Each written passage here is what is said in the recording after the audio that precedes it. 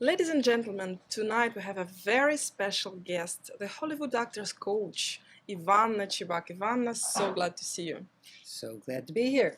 Well, I know you often in Moscow now because you've got a studio in Moscow. Yes, I do. And Russian actors so privileged they can learn from you directly. Well, to me, because it's part of my heritage, there's something very passionate and expressive. And I grew up with that. There was a lot of noise in my household and it's very artistic, it's very dramatic, and even the smallest things become dramatic. It's almost a society and a culture built for the dramatic arts. Which part of Russia your roots come from? Well, the interesting part about my roots from Russia is before it was they changed Russia and Ukraine and separated it. I'm aging myself right now because my mother and her family is from but the time before Russia and Ukraine were separated, and it was just Russia. And so it was at the time, it was from Kiev, they were from, but it was Russia at the time. And so that's why my family considers themselves Russian and not Ukrainians. Although But it is now, I guess, Ukraine. you mean your grandparents from Grandparents, Kiev? yes. And you My mother was conceived in Russia. and you born in Michigan I was born in Michigan, and learn all your magic stuff in New York or LA? Los Angeles, Los Angeles. and life.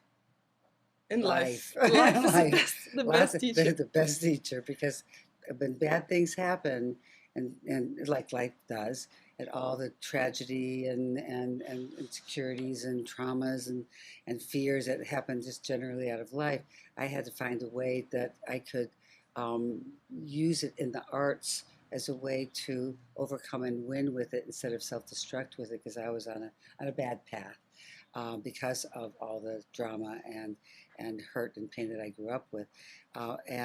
This is how the system of the Chubbuck technique was born, because it's all based in a system, a 12-step system that it takes pain, insecurities, fears, and instead of self-destructing with it and having shame from it, to rather use it to fuel your ability to overcome and win with it. So it's a very powerful fuel if you choose to see it that way. It's the path of most resistance, but it's most satisfying when you're able to use it to win with, as opposed to self-destruct with it. And then it's a very satisfying journey for not just the character that you're playing, but the people that are playing it. They have a resource if it bleeds into their life, and all of a sudden they start to win in their life, both socially and successfully in their career. But also the audience also feeds off of that. And so it becomes like a empowerment through the arts, where the audience is taking the journey of someone who's taking the worst of circumstances and turning them into the best of circumstances. And they watch the people that are doing this as characters, and they say, God, this person has the same issues that I have and the same trauma that I have, and yet they're prospering with it. Maybe so can I. And then it gives a sense of hope to, and it's subliminal, but it's still the reason why people want to watch that TV show over and over again, or to watch a particular actor. I always need to watch whatever that person's in, because that person makes you feel good to watch them. This is incredible. So you'd like changing minus to plus, and also catch audience on the deep emotional kind of togetherness. It's our job, because you're part of this, to be able to explore taking the people that you interview and say, like, how did you get there? How did you take whatever circumstances that you had and found your way to a successful place, and you dig in and you explore, and that the information that comes out that you get people to speak about is stuff that people are listening to and saying, if they could do it, maybe I have hope to be able to have my dreams come true too. That's really important. that you have that job too. I know. Actually, I must admit I've been on one of your trainings, so maybe I learned it from you. But most obviously, how to dig deeply. But I've got an interview recording with, it's more like a documentary with an American ballet dancer in Bolshoi. And I asked him a question, try to use your technique, like deep memories of your childhood. I asked him, when did you first time the name Bolshoi? Tell me where you are, what you're doing. And he said, I was 11, I'm sitting in Arizona, little town, Phoenix, and I watched Spartacus on telly, and that was incredible. And we filmed it inside Bolshoi with a big stage behind him. Wow. And I asked him... That's so cool. I'm getting goosebumps. That's cool. That's a great experience. If somebody, you then, 11 years of age, tell you you're going to be a star of this theater, would you believe it? And he's like, no. And he's almost crying. It was like deeply, deeply touched his earliest memory. You're good. Ivana Chubbuck. But let's come back to your method, because I've seen actually how you transform actors who come quite, suppressed on stage. And then they change dramatically. They start to cry. They start really grab your attention and your feelings. You start to feel the same. They're tears of joy, by the way, because it's a release. Yes. It's not tears of sadness. And people... How awfully they play. No, but it's like, it really is. There's something very... There's a girl who did this in the last... We just finished the workshop yesterday. And we opened up the door the first day. And then that night, she said, the next day, that she thought it was issues that she thought she had resolved.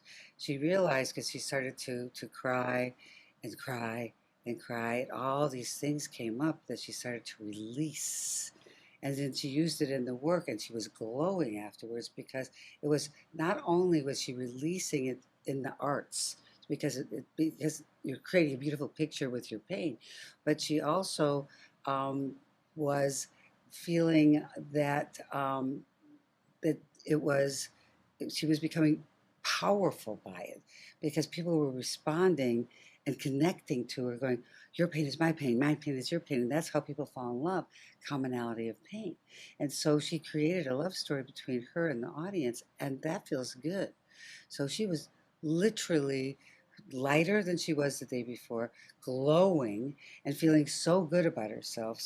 And even though tears were part of the equation, it wasn't. There's different kinds of tears. Some tears are mourning tears. Some tears are self-hatred. Some tears are release. And the joy of release and the freedom of release is just remarkable and special, to be able to have the ability to do that and explore entertaining the masses. How wonderful is that? This is incredible. Yeah. I watched, for example, you working with one of our famous actors, Maxim Matveev. He's a very handsome chap, a bit wooden to me as an actor, but I saw how you transform him. And this is like a 3D model. Suddenly, how you managed to dig so deep? What do you use? What techniques do you use? Like, you're based on Stanislavski or Chekhov or Freud, or how did you make him play? All of the above. What you do is you take, all art is based in somebody else before you. And then that person, someone else before them. And so it's our job as artists to keep growing and not to stand still. That's for normal people. More people just they get to a place and then they just stop growing. But an artist needs to always continue to grow. And in fact, it's a great thing for most people. Just never stop learning. Never stop learning ever, no matter how old you get. Never stop educating yourself.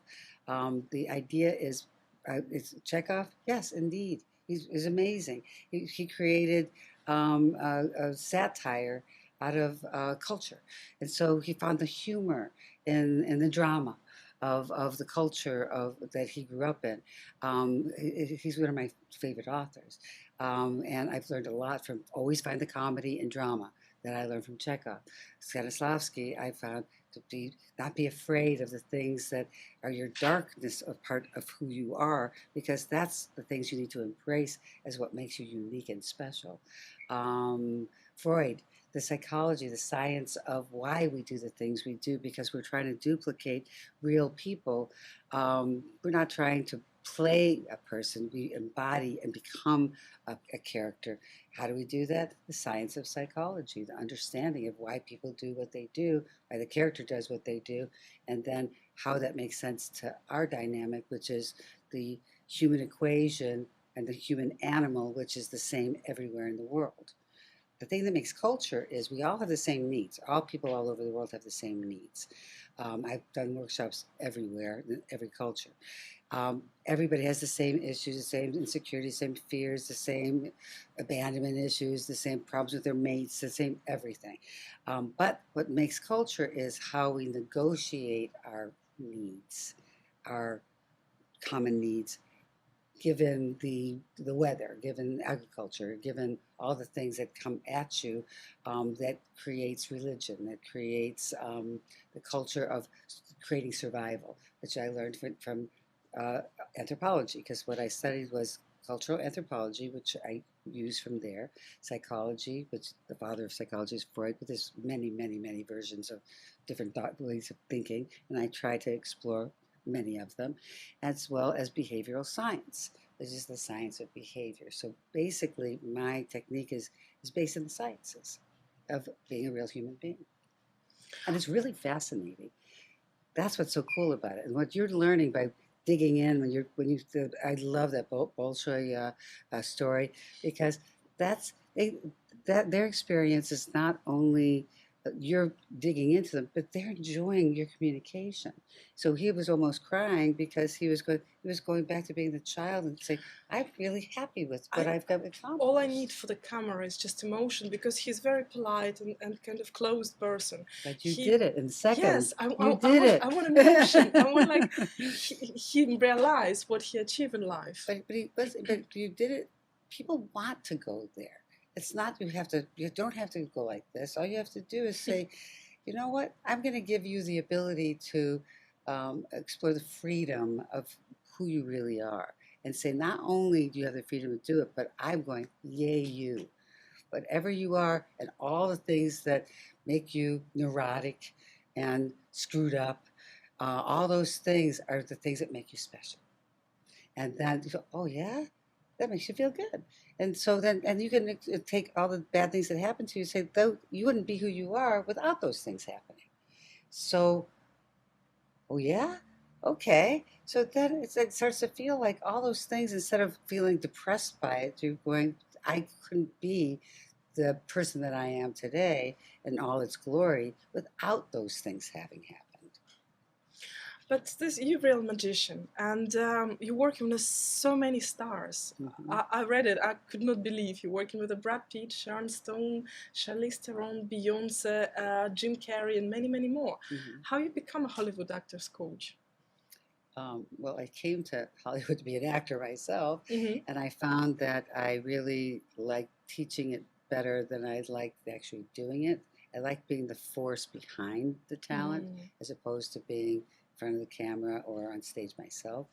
And I found that this very interesting way. I found that I was working at a supermarket to support I was a cashier, to support, Really? yeah, to support my acting habit. And I thought, well, there's got to be a more interesting way to make money, because this is horrible. This is a horrible job. And people treat you really badly. And so I just started teaching people for a little bit of money, and people started doing really well off of what I was teaching them. Then I started asking for more money, and people were paying it and getting really great jobs and getting awards and things like that, until it became this thing, And then I decided that, you know what, I'm not going to be an actor anymore. I called my agents and I said, take me off the roster. I love teaching. I love teaching a lot. You watched me. You saw. I love it. And so then I didn't love being on camera. And one of the things that I always find is the barometer of that is time. Mm-hmm. When I'm teaching, I find that the time goes by really fast. Like I did this workshop. It was like 12-hour days, and I'm like, God, it felt like an hour went by, not 12. And when I was acting, this was me, still here. Like 10 minutes felt like hours and hours. It was like I was so bored. This was not what I love to do. So what the barometer of how time works is what manages what you really love and what you don't. And so I came to Hollywood to be an actress, but what I found through that was what my true passion and my true gift. Who were you more proud from all your students? I mean, from Hollywood actors. Who was your favorite? You know, like you're really, really proud of your work. You know who I'm proud of? You. You're taking the information that I gave in one workshop and turning it into a successful way to communicate with people. So right now, you are my favorite, but I'm most proud of you. Because you tell me that story, and I'm going, wow, that doesn't just work for actors and writers and directors. It's like work for what you're doing in communication and you're creating some amazing communication with people. And I'm sure you have many more stories to tell that I'd love to hear. Maybe one day write a book about my interviews, because people are so interesting to talk to them. They reveal themselves. So read that book. You're gonna be there as well. About Russian actors and your experience in Russia. From 2013, you've got a studio here in Moscow. How would you describe your experience here working with the Russian actors? Through the years? Last year. The most remarkable memory, maybe. Here's the problem with the most remarkable. I have epiphanies and revelations every time I work with someone. It could be a private, coaching with somebody. It could be a class. But I have always these aha moments where I was like, wow, you know what? This is why my mother did this. Or this is why my child is going through this, because this is really the underbelly of what she's feeling, which I never would have thought had I not seen someone who was having similar issues that I was working with, and going, that's why. So it's helping me negotiate my personal life as well. It also helps me grow as a teacher, because I keep having revelations that I'm going to add more stuff. When I was writing my book, I kept having, every time I'd do a class, I'd have new stuff, and I'd send it to the publisher, and I'd say, don't put it to the presses yet. I have more information. And they finally had to tell me, it's like, you got to stop. You got to stop something I know is becoming. It's already 400 pages. Yeah, so. I've seen your book. It's actually quite good and useful, I think. Yes. Because you give very simple but very useful advices. Practical, yeah. You can use it in every day. But in general, how would you describe Russian actors? Are they different from American or other countries you teach? I find that because people are people, this is the very nature of being the human animal, which is, again, the science of the human experience. The only thing that makes a difference is the cultural realities of things. And I find that in terms of the Russian actors, is that they're not afraid to express themselves. Where there are certain cultures that it's like, if you express your feelings, there's shame attached to that. There's dishonor to it. Of course, in those particular cultures, because people are people, they're like ripe melons ready to be opened up, because everybody wants the freedom of their expression.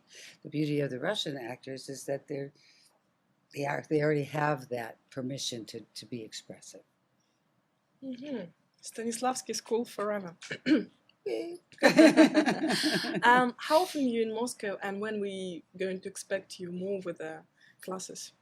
Well, I have so many new schools popping up all over the world, so I'm going to try to make it as much as possible, because to me it's the homeland, and I feel so much of my cultural realities are coming from here. But right now, there's a new school that's starting to come up in China, and I'm training some teachers in Los Angeles for the Chinese school. I have a couple of teachers coming from Brazil, from Austria. I already have schools in Japan and Philippines and Italy and Sweden. London, pretty much like a lot of different places. And right now I have to kind of keep finding my way in different, different places to make sure that keeping up to date, because I keep adding more information to the technique. So I hope to keep coming more often because I love the experience. This was like so remarkable, this experience I just had the last couple of days, because the changes from day 1 to day 2 was insane, it was magic. And so I want more magic. And so I look forward to coming back again and again and again. You mean how Moscow changed or how people changed? The actors. So the actors went from like day 1 to the information to day 2. The magic of what just happened like yesterday. So it's in terms of Moscow, I don't ever have time to actually visit the places I go to. Because what I do is I fly in, I teach my class, and then I fly back to, because my home base in Los Angeles, I have a school there with many, many people, and they wait for me to come back. So I can't abandon them. They're my children. But how do you relax? Because your job takes so much psychological power. Well, it's interesting because a lot of people ask me, don't you take other people's stuff in, and how do you get rid of it? I feed off of it. It actually nurtures me. My chiropractor, my doctor who works on my body, says I always come back from teaching in better shape. And this is doing 14-hour flights and then teaching all day long intensives than I am when I'm just at home. And it's because I feed off it. I'm nurtured by it. I find vacations boring because I'm not working. So what I do is I work in the morning and I earn the right to get by the pool. That's what I do is I'll coach someone on the phone. In fact, I coached Sylvester Stallone on Creed, the original Creed. They'd given him new pages. And he called me up and said, I'm sorry to bother you because I know you're on vacation. I said, no, bother me, because I like being bothered. And so he said, there's some new pages, so let's talk about this if it's okay. And I said, of course it's okay, I love it. And so I worked with him, and then he said, I got to go because they're calling me on the set. I didn't realize he was on the set calling me. So that's how much he loves what he does. Is he vacations, I think for people like me and him and people like the stars that you know and love, we thrive on the work. Vacations are boring. And I've heard this so many times from the stars that I work with. It's just like the holidays come up and there's no work during the holidays. And we all hate the holidays because there's no work. We like to work. And isn't that a joy to be able to find something that you love to do so much that's what you want to do as your vacation as well? What would you recommend or give an advice to somebody who would like to become an actor? Don't take anything that anybody else says that you cannot do it, that you're not good looking enough, that you're not young enough, that you're not thin enough, that you're not talented enough. Whatever it is that people say that you cannot do, say that you're going to win and get what you want in spite of and because of them saying you can't. Win and prove them wrong. Get what you want. Don't give up, because your dreams can come true if you believe that they can. But you have to believe. This is a golden words. I just don't want to spoil that moment. And otherwise my interview is going to be like your book. I always want to talk to you. And we wait you for Moscow always. And maybe another time we talk to you again. Absolutely. Thank you for what a great interview. You are a good interviewer. Thank you. This is the best compliment I ever had. Thanks. You're welcome.